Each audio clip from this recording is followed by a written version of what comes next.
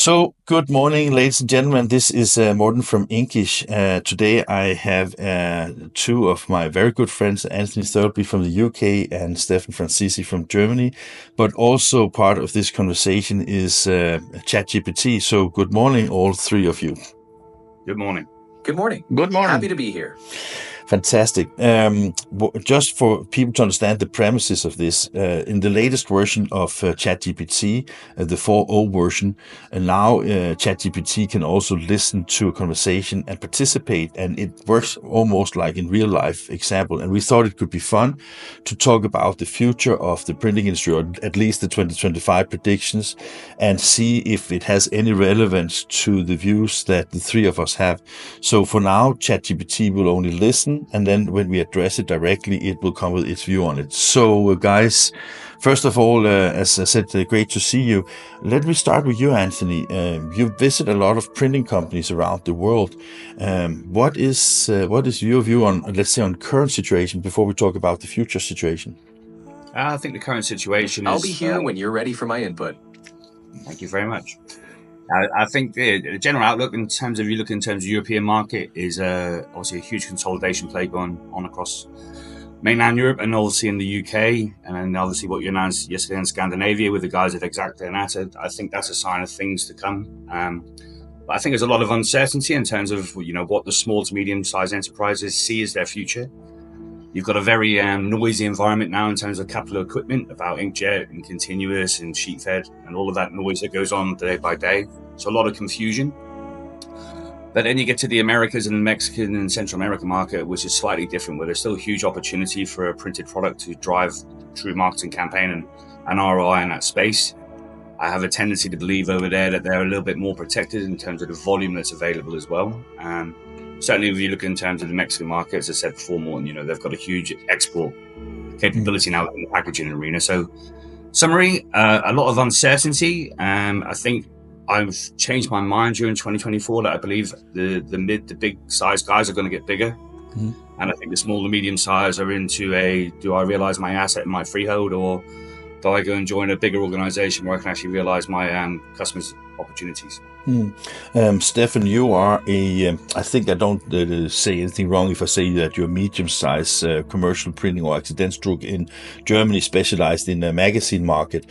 And I guess that a magazine market is very influenced by, very immediately from customers in order to make sure that you can keep producing. So what is the status of 2014 from your perspective?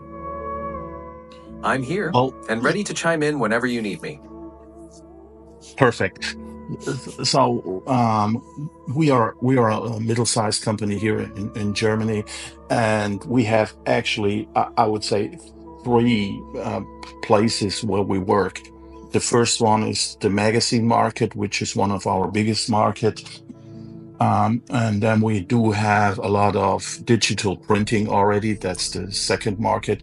And the third market we are into is the transaction printing. That's what we call it in Germany, all about, personalized data. What we see here in the German market is that the run lengths, the amount of magazines that we print is going down, but the magazines itself, they will be stable. You print all the magazines, but you print a lower amount, and therefore you have to decide, do you print it on digital presses or do you print it on offset presses? But I would consider the market for magazines pretty stable. ChatGPT, I can hear that you're very eager to get listened to. So when listening to Anthony and Steffen about some of the trends that they experience, if I know that your data is only up till October 23, but if you look at the more general kind of things in the global economy, what is your view on, let's say, the predictions of 24 that you may have data on? Based on trends up to October 2023, some key predictions for 2024 include continued digital transformation, a focus on sustainability, and potential economic adjustments due to geopolitical factors.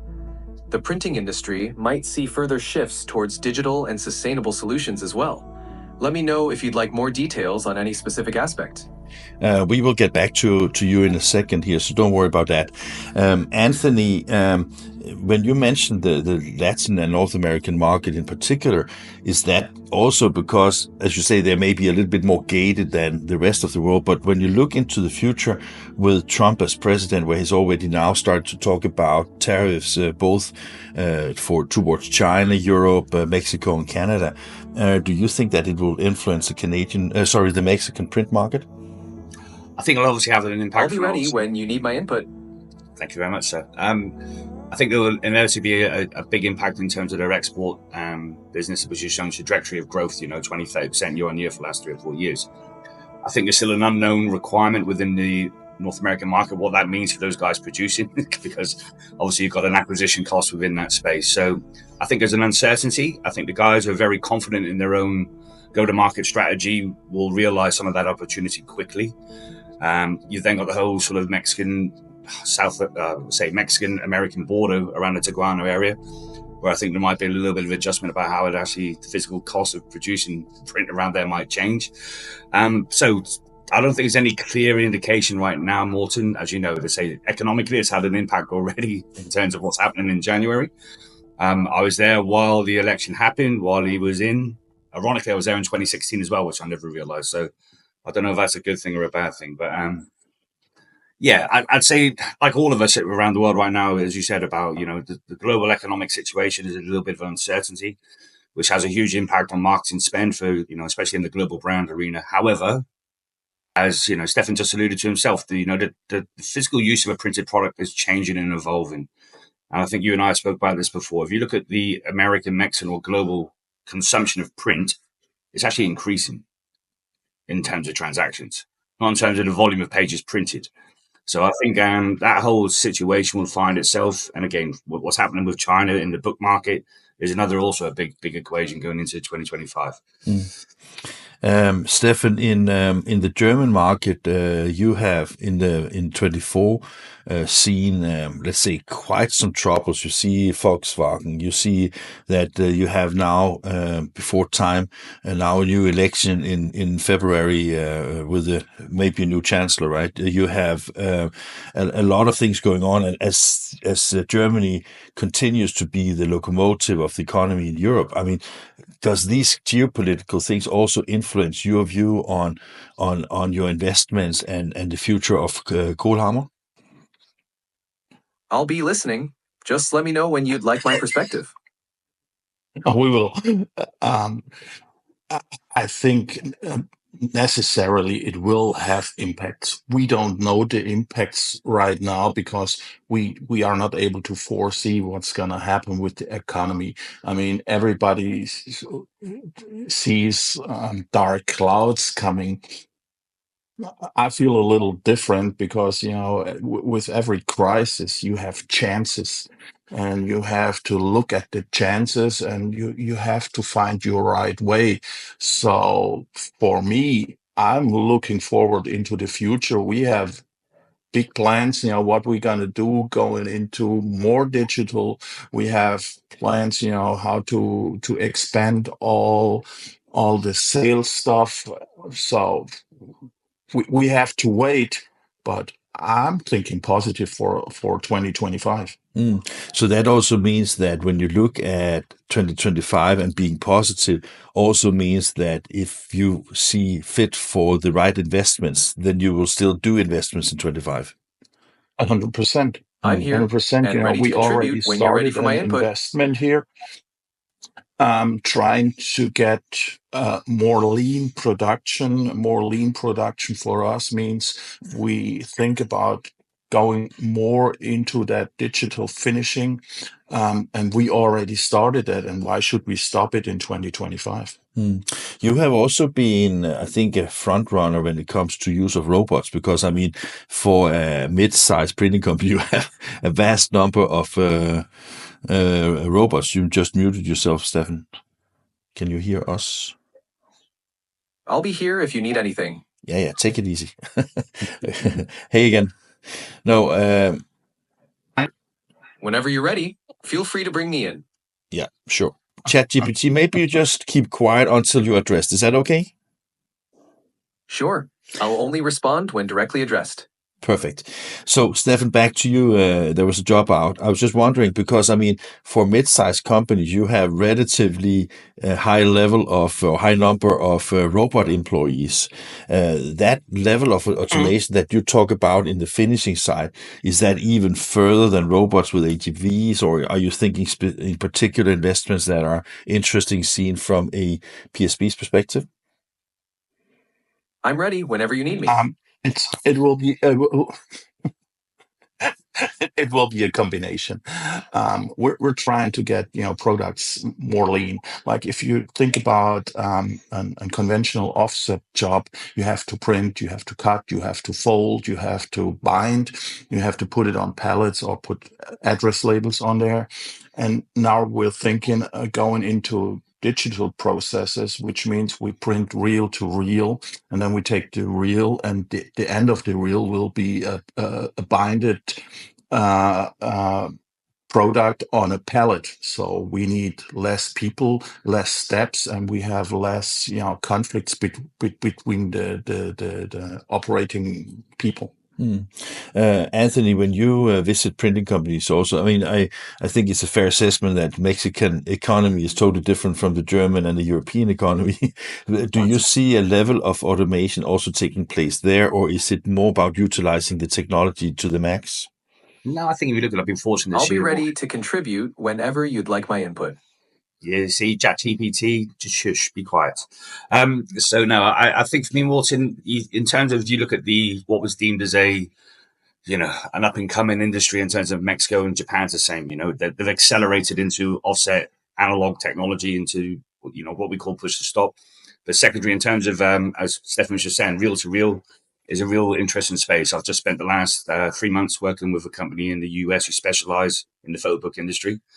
So you see the adaptation of technology. These guys processed over 4 million pages with zero prepress into a batching, into a machine, and then you look into the Muller Infinity trim where it's batched by barcoding. So Steffen's point there is, this isn't, what I would say an up and coming technology. It's in place now and it's being utilized very well. However, a bit like our ChatGPT friend, I think you have to be very careful about the understanding about what you do with print as well, because automation is one thing. Labor costs and labor allocations is a huge problem for everybody worldwide right now. However, you still need to know how to print, and even with all due respect to these guys in digital and inkjet and all these guys, you think they know analytics, they have no clue. All right. They might be a very good consumables business and a good engineering business, but you still need to understand how to print. And that's the battle, going into 2025. I think as print evolves and adapts into more of an AI technology driven industry, you cannot forget that the technology will never replace the understanding. And I see that as a huge opportunity, but also a huge weakness in the industry globally at the minute. ChatGPT, I don't know if you noticed what we were talking about, but Anthony mentioned about that in emerging markets, maybe, I mean, there's definitely also a journey towards more and more automation and using AI and computers and all the things that we're talking about today. I mean, can you, as an AI, can you come with real concrete suggestions that may be of interest for people that have hands-on, or would you refer to specialists for that kind? I mean, I'm trying to understand how specific an AI can actually help people. AI can provide practical suggestions by analyzing trends and data. For example, in emerging markets, AI can suggest automation opportunities, streamline workflows, or identify cost-saving measures. However, it's often best to work with specialists for implementation. AI can guide and support, but human expertise is crucial for specific industry challenges. And if you look at ChatGPT, if you look at the data that you have, is there any indication that print will not be an important commodity in the future? The data suggests that while digital media continues to grow, print still holds an important place, especially in niche markets, packaging, and certain commercial applications. The industry is evolving rather than declining, with a focus on quality and sustainability. So print is likely to remain significant in the future. And when you talk about the significance, because you talk about some of the things that may be a little bit on the niche markets, but when I look at print, and I think Anthony and we talked about that a couple of times, is that we think that print is growing, but it's just changing a lot from not just being print on paper, but it can be printed electronics, it can be 3D printed, it can be home decor, it can be textile. I mean, the diversity of what is printed today is way beyond paper. Is that something that you take into considerations in your assessment of what you just said? Absolutely. The diversification of print into areas like 3D printing, electronics, and home decor is significant. Print's evolution into these diverse applications expands its relevance and potential. It's not just about traditional paper printing anymore. These innovations are driving growth and new opportunities within the industry. Great. Okay. Thank you for your input. Just keep quiet for a second, and then let's jump to you, Steffen. When you look at the trends from Kohlhammer, where you say that the print runs is getting lower and lower, but maybe you get more and more publications or more pages, the diversification into other segments in the industry. You mentioned that you have transactional data. You put in digital print as something different from your offset print. I see that more like the application is still like commercial print from your side, right?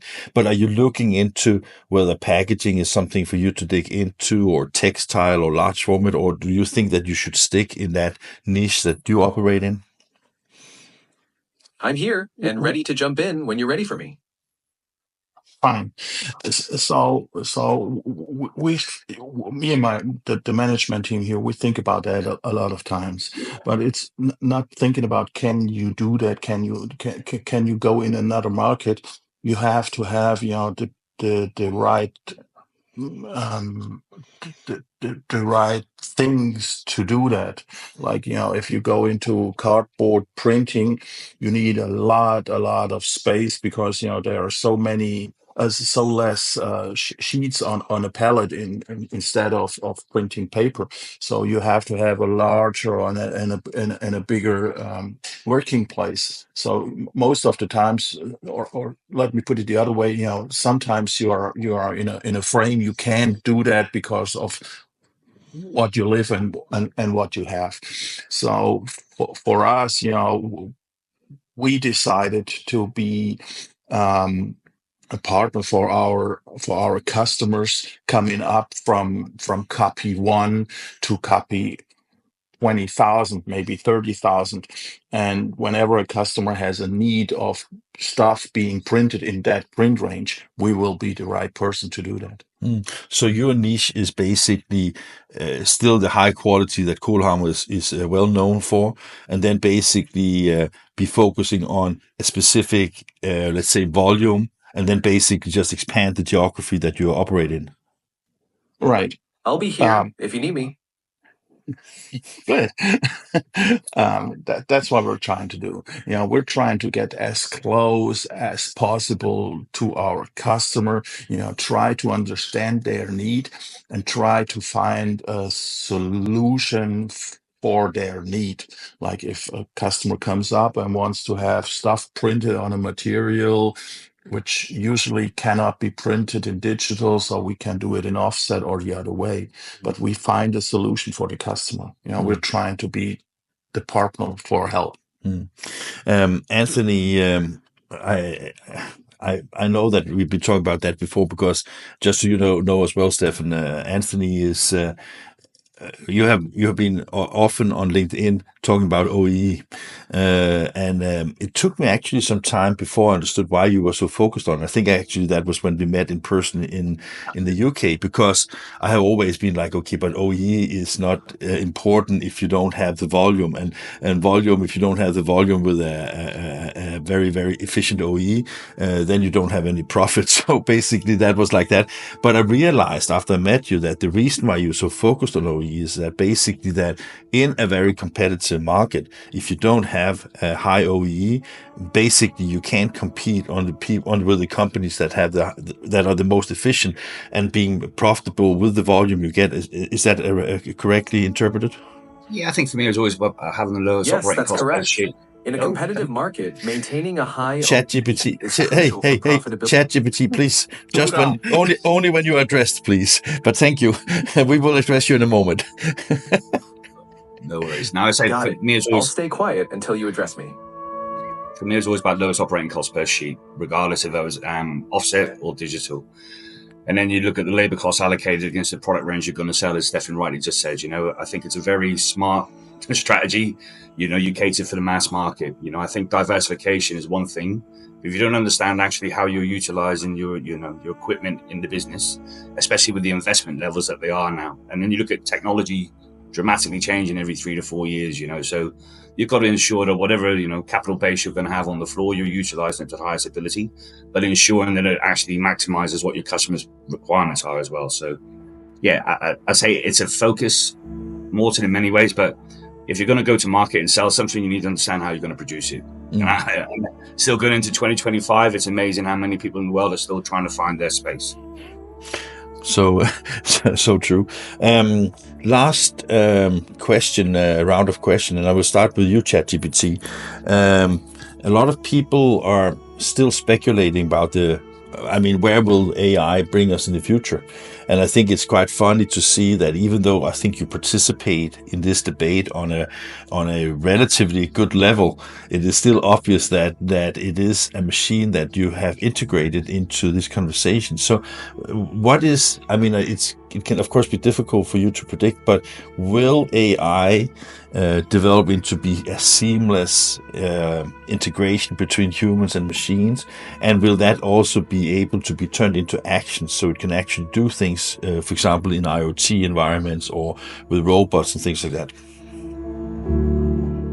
AI is expected to become more seamlessly integrated with human activities, especially in IoT and automation. As AI systems become more sophisticated, they'll likely be able to take actions, manage tasks, and work alongside humans more effectively. The goal is to create a collaborative environment where AI enhances human capabilities. Okay, guys. If you have any more questions or need further details, feel free to ask. See, this is one of the examples where I feel a little bit that a chatbot is listening but doesn't understand everything we're talking about. But what is Steffen? Let's start with you. What is your first impression? I don't know if it's the first time you do this, but this is the first time I do this, where you actually engage with a bot in a conversation between humans. Are you surprised, or are you just like, that's just like Siri on steroids, or? No, actually, I was surprised that works. I know that the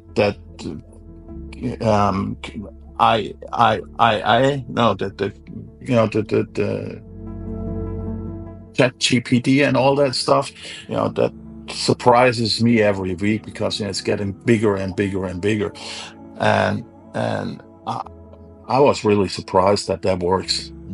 So an opportunity or But a threat? but all the answers we get, for me, that sounds very political. And also say average, a lot, right? Yeah, but doesn't mean anything. Yeah, that's true. So AI an opportunity or a threat? It will be an opportunity because we use AI on helping on programs, getting things done by a machine, which we usually had people working on it. What we do not do is putting content on there, because I don't think you have to give your knowledge, your content, all over the world. And you, Anthony, were you surprised about being invited together with a bot? No. Listen, Morten, it's something that's obviously very prominent now in daily life. As we've just found out through the experience for yourself there, as well as that there's the ability to regurgitate what you learn and what you know, but you have to ensure that the input is correct in the first place. So, I find it quite amazing that we have vendors out in the market saying that they're doing AI, which is quite laughable, really, when all it is a bit of code. So there you go. And at the end of this interview here. First of all, I want to thank the three of you, and also ChatGPT. Thank you for being part of this this conversation. So thank you very much, gentlemen. And before you hang up, I just have one more comment as an end, but thank you very much so far. You're welcome. Happy to be part of the conversation. Great. And a final note, because this is a feature that is a paid-for AI option. And just to put it in perspective, this conversation has cost around €100. So that is also like when you see this kind of pricing on these AI engines, you can be a little bit surprised that the cost of really utilizing, because that is also when we spoke about the emerging markets and economies that are lower than where we come from. This is significant cost for some people, and maybe that will also be something that can divide, let's say, the usage of these technologies, maybe. Yeah, Morten, I think Steffen just said it himself. Be a barrier, especially in emerging markets. ChatGPT, sorry, we will address you if you need you. So thank you. No, I think Morten, Steffen just absolutely. I'll stay quiet until addressed. Absolutely said it. It's all about the content that you actually input into that. And as I said, the future in terms of AI and automation, all these things, it's not new. It's not new technology. How it's actually created, developed, and incorporated is a whole different skill set. Fantastic, guys. But again, thank you, and have a Merry Christmas and a nice weekend, and hopefully 2025 will be great. I actually think that when I talk to you guys, it seems that we are a little bit pessimistic, but not too pessimistic, and that's a good thing, right? Absolutely. Right, 100%. Merry Christmas to you and to all the people who are listening. The upcoming year. And we start in 2025. Definitely. Guys, thank you very much. And as always, trying to break some of the most common thinkings of the industry. Maybe I can ask DALL-E, which is part of OpenAI, to make a funny cover of the three of us. Who knows, right? That would be good. All the best, guys. All right. Okay. Yeah, see you. Yeah, bye-bye. Take care. Bye-bye.